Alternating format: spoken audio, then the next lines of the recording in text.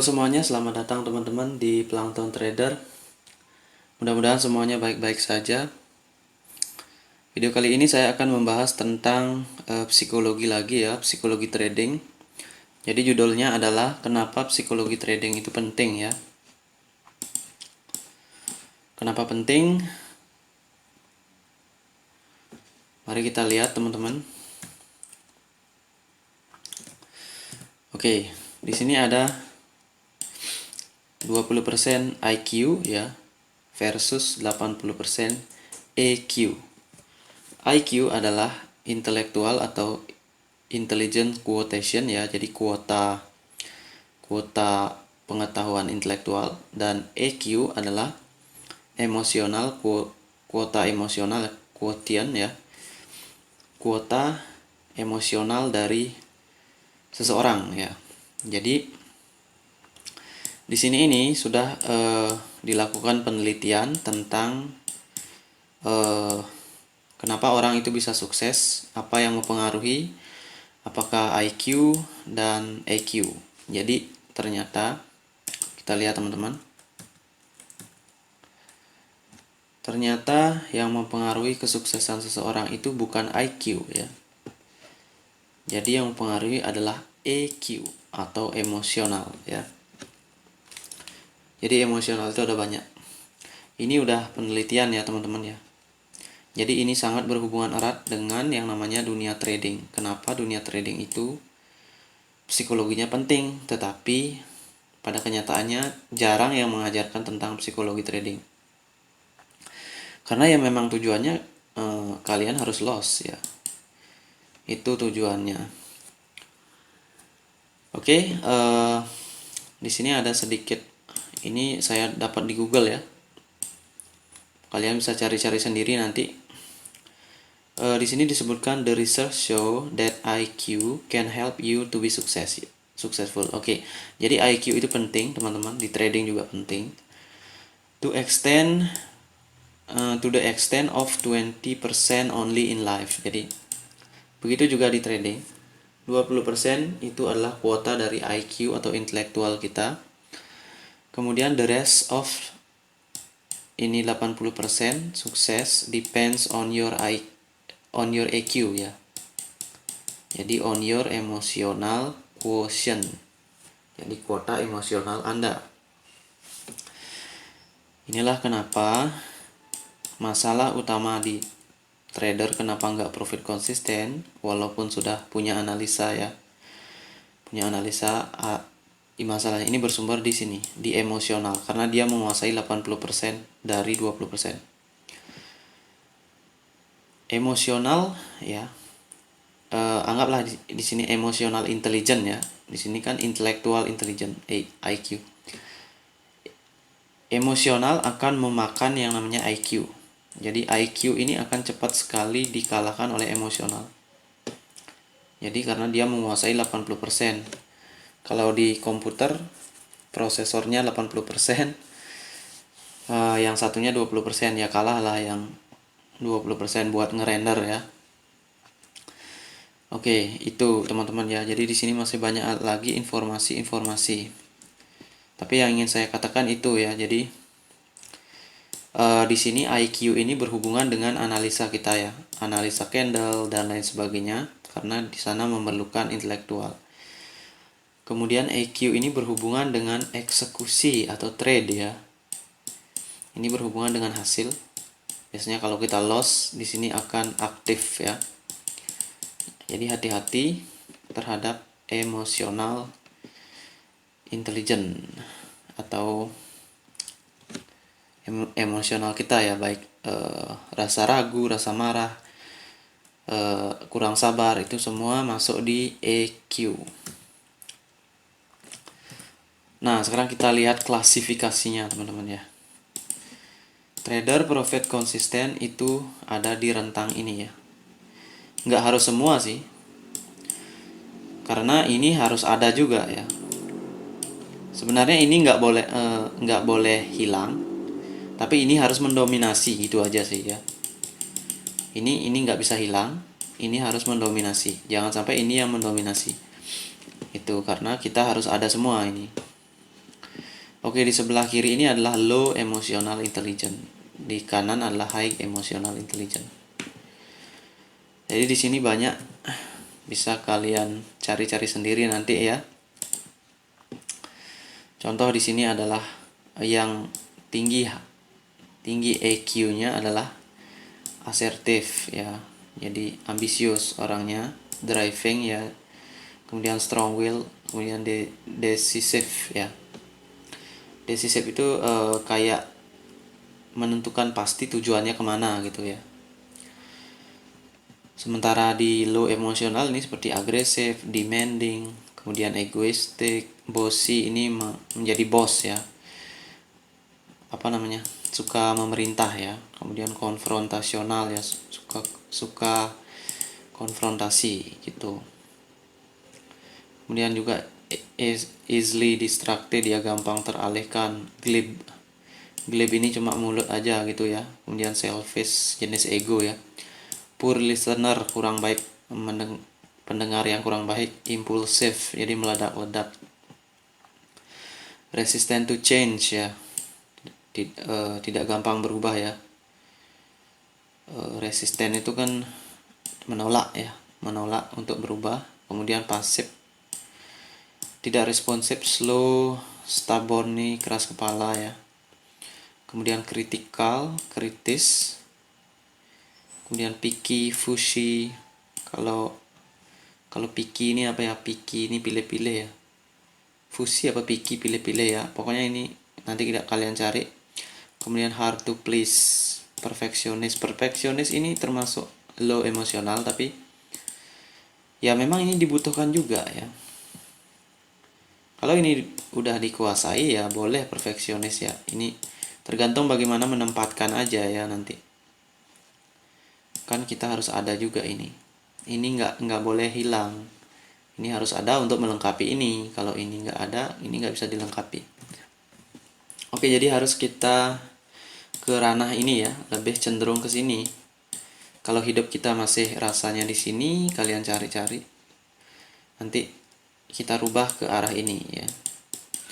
Bagaimana dia kalau dalam trading gimana? Kan perlu sabar. Perlu pengambilan keputusan biar decisif ya, biar strong will untuk motivasi ya. Kemudian sabar, passion, stabil ya, konsisten ya. Nah, di sini ada konsisten, di sini nggak ada ya. Jadi untuk profit konsisten harus ada di sini ya. Kemudian pendengar yang baik, kemudian detail, hati-hati, teliti, sistematik. Neat ini apa ya? Neat ini kayak kerapian ya, kayak tampilannya rapi gitu. Charming, persuasif, sociable ya, jadi bisa bekerja sama dengan orang, antusias, orangnya humble, hangat ya, ambisius, asertif ini apa saya kurang tahu ya. Berdasar tegas, kayaknya tegas, asertif ya, kayak itulah. Oke teman-teman, jadi perlu diperhatikan, kalian kalau masih didominasi oleh ini, maka kalian gak akan menjadi konsisten profit trader ya. Walaupun kalian bisa analisa dan lain sebagainya, karena emosi ini masih mempengaruhi. Ini adalah negatif, ini adalah positif. Jadi kalian harus mereng ke sini ya, mereng ke positif, biar nanti sedikit naik ya, positif naik, jangan sampai mereng ke negatif sedikit terus terjun turun ya, atau turun naik lagi, kemudian turun lagi, naik lagi, turun lagi, pada akhirnya downtrend ya. Oke, itu teman-teman. Kemudian tentu saja ini ya. Nah, profit konsisten itu identik dengan SQ, spiritual intelligence ya. Spiritual quotation ya, quotient. Jadi ranahnya udah ranah spiritual, ya, wisdom. Jadi kalau di trading juga perlu wisdom teman-teman ya. Kapan kita tahu kapan entry dan kapan tidak gitu ya. Jadi nggak sembarangan. Kalau ini EQ, Emotional Intelligence Parallel Processing Right Brain, ya, jadi otak kanan. Kalau IQ ya otak kiri, ya. Kalau spiritual ini udah jadi satu, digabung, mix, jadi kita bisa entry dengan baik, ya. Jadi ini sama dengan, kalau disadari sama dengan market, teman-teman, ya. Sama dengan market. Karena di market itu harus mengkombinasikan antara ekor, tekanan, momentum, kemudian pola candle, rejection, ya.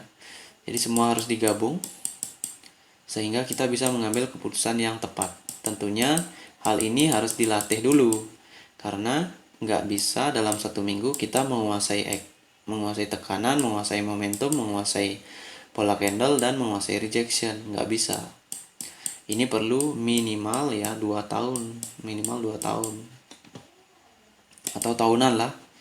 Kalau dalam 1 tahun kalian belajarnya memang sangat konsisten, ya bisa jadi, ya. Tapi kalau secara pelan-pelan ya minimal 2 tahun, ya, minimal, bukan maksimal, ya. Oke teman-teman, itu dia pembahasan saya tentang kenapa psikologi trading itu penting, ya. Jadi kenapa penting, ini yang mendasari.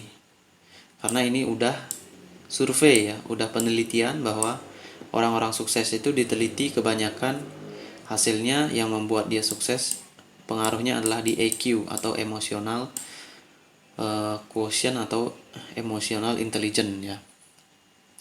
Jadi kita harus fokus di sini juga, ya. Tapi jangan juga melupakan ini. Di sini contohnya kita analisa candle, ya. Kalau di sini kita berlatih sabar, berlatih konsisten, ya, konsisten dalam apa? Dalam berlatih, ya. Dalam menganalisa harus konsisten. Kemudian good listener ini harus berkaitan dengan belajar, ya, pengembangan diri. Kita harus bisa mendengarkan atau menonton video, mendengarkan orang, ya. Kemudian harus apalagi ini yang sistematik, ya, sistematik itu penting juga. Kemudian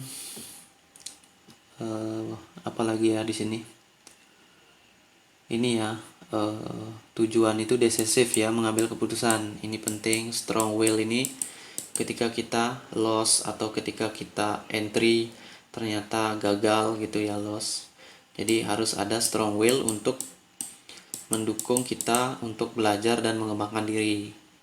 Gitu teman-teman, ya. Jadi dalam kehidupan kita harus cenderung ke sini. Walaupun kita sudah belajar analisa, tapi kalau di emotionnya belum ke arah sini, masih ke sini, maka kita masih belum bisa profit konsisten. Tujuannya adalah konsisten, ya. Baik di binary, di forex itu sama saja teman-teman, ya. Karena pada dasarnya yang diprediksi adalah candle, ya. Candle. Bayangkan ini candle. Kalau orang bilang itu ada beda antara binary dan forex, ya. Katanya di binary itu lebih beresiko.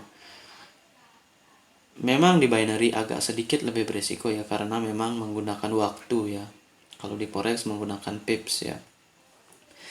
Tetapi kalau ininya emosionalnya masih di sini, ini sama aja, ya. Kalau dari segi candle di forex dan di binary, apa bedanya? Sama saja. Candle di forex itu berdasarkan pergerakan harga, ya, pergerakan harga pasar atau yang digerakkan oleh big fund, ya, atau penyandang dana bank-bank, ya. Kalau di binary itu juga sama pergerakannya, di forex sama di binary juga dipakai, ya.